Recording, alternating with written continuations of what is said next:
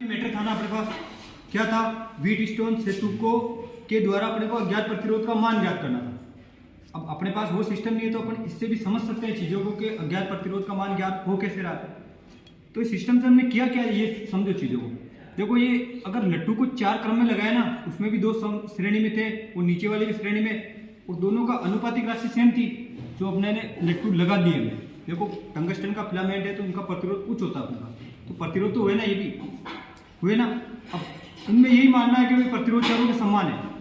अपने को वो समझाना यही चाह रहा था कि मान लो ये बीच में एक गैल्वेनोमीटर है तुम्हारे पास, तो गैल्वेनोमीटर का सिद्धांत यही कहता है कि जब तुम्हारे पास समान अनुपात में प्रतिरोध है तो समान अनुपात में वोल्टेज को ड्रॉप करेंगे, और ड्रॉप जब समान अनुपात में करेंगे ना तब विभव का अंतर होगा ही नहीं, और विभव का अंतर नहीं होगा तो गैल्वेनोमीटर में कभी भी करंट प्रवाह नहीं होगा, और करंट अगर इसमें प्रवाह नहीं होगा ना तो ये डिफ्लेक्शन करेगा नहीं। तो कहने का मतलब यहाँ पे बल्ब जलेगा ही नहीं अपना, अगर प्रतिरोध का मान समान है तो। ठीक है, ये किरचॉफ का व्हीटस्टोन सेतु का ये अपने पास है ना। तो ये समान अनुपात के हो गए। यहाँ पे अपन 200 वाट का भी लगा सकते हैं, कोई फर्क नहीं। और सुनो आगे, ये पूरा डिपेंड किस पे कर रहा है कि विभवांतर पे, पीडी पे, पोटेंशियल डिफरेंस पे। कैसे, तो ये यही कहना चाह रहा है तुमसे कि मतलब बिना विभवांतर के, अगर विभवांतर नहीं है ना यहाँ पे तो कोई करंट प्रवाह होती नहीं। बताया था ना 4 ऑप्शन आ जाए तो क्या करोगे फिर, कि ईएमएफ वगैरह क्या होगा। कहना बिना विभवांतर के करंट का प्रवाह होता ही नहीं है, वो सीधा सीधा रास्ता पूरा कर लेगा अपना, इसमें करंट जाएगा ही नहीं, क्योंकि प्रतिरोध समान है तो आईआर ड्रॉप समान होगा, आईआर ड्रॉप तीनों में समान होगा, तो इधर करंट जाएगी नहीं बिल्कुल।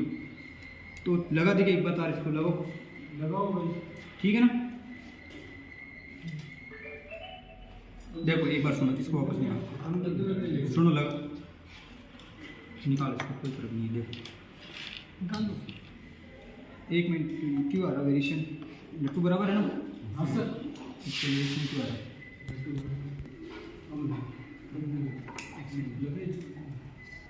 एक बार उसको रोक दो। इनका प्रतिरोध का अनुपात दोनों का श्रेणी में, और इन दोनों का प्रतिरोध का अनुपात सेम है, तो विभव का अंतर नहीं है, तो ये बल्ब नहीं जल रहा है तुम्हारे पास, है ना। बिना विभवांतर के करंट संभव है ही नहीं, करंट जाती नहीं। तो अब इनका सेम है, अब इसका प्रतिरोध अगर कम होगा तो ये जलेगा, बाकी नहीं जलेगा ना।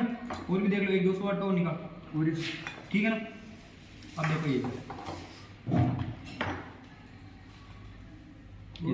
इसको इधर लिया, ये देखो ये अब जल रहा है ना। तो कहने का मतलब ये हुआ कि अब प्रतिरोध में अगर अनुपातिक वेरिएशन है ना तो करंट का फ्लो बीच में गैल्वेनोमीटर में हो रहा है और बाकी नहीं होता है ना। और एक और तुम्हें देखना है, ज्यादा ही प्रतिरोध का मान लगा देते हैं। देखो अभी ये देखो, अभी प्रतिरोध में चेंजेस आएगा ना तो उसमें भी चेंजेस आएगा, बिल्कुल जाएगी नहीं है। अभी सारा इधर प्रतिरोध का मान ड्रॉप हो गया, इधर जाएगी नहीं करंट, ठीक है ना। ठीक है, तो कहने का मतलब ये व्हीटस्टोन सेतु यही कह रहा है कि अगर प्रतिरोध का मान आनुपातिक है तो गैल्वेनोमीटर के अंदर डिफ्लेक्शन नहीं होगा, और डिफ्लेक्शन हो रहा है इसका मतलब प्रतिरोध के मान में अंतर है। फिर पी क्यू आर एस से आप मल्टीप्लाई करके निकाल लेना, है ना। आर एक्स बराबर पी इंटू क्यू बटे आर पी, ठीक है। वो एक फॉर्मूला फिक्स है जो उससे निकाल लेना, बाकी कैलकुलेशन करनी पड़ती है।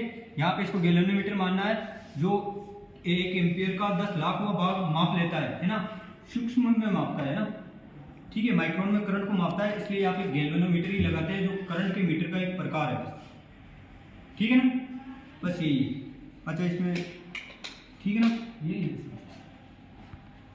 ठीक है ना। अरे और किसी को कुछ पूछना